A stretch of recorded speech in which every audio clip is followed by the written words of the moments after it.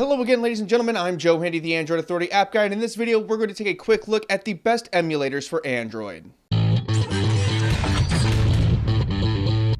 C64 is a great emulator for anyone wanting to get into Commodore 64 gaming. It can handle a variety of games in a variety of formats, and it's even reasonably priced. Classic Boy is an all-in-one emulator that allows you to play SNES, PlayStation, Game Boy Advance, Game Boy Color, NES, and Sega games. It's not as stable as a single console emulator, but it's still really good for those who want multiple games. Drastic DS emulator is about the only Nintendo DS emulator worth talking about right now. It has high compatibility, smooth gameplay, and it works very well. The only downside is the $7.99 price tag. FPSE for Android is a very popular and highly customizable PlayStation emulator with a ton of features and a reasonable price. It's very powerful, but it does have a bit of a learning curve.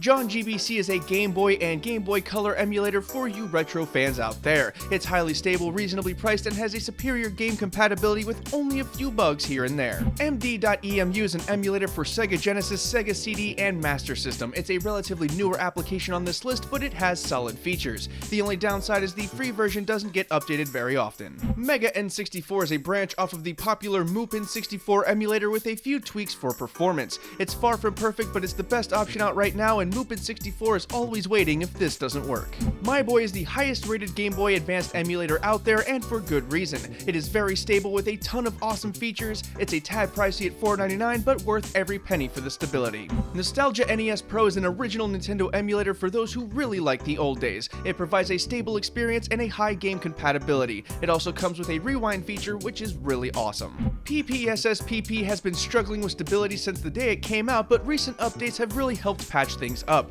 It's the best PSP emulator hands down, and the only one you should be considering. RetroArch is another all-in-one emulator that has compatibility for a range of systems. It also takes a harsh stance against advertising, and it's also open source. It does have some bugs, but otherwise, it's pretty good. Super Legacy 16 is a Super Nintendo emulator. It features cloud storage support, a high game compatibility, and it's very stable.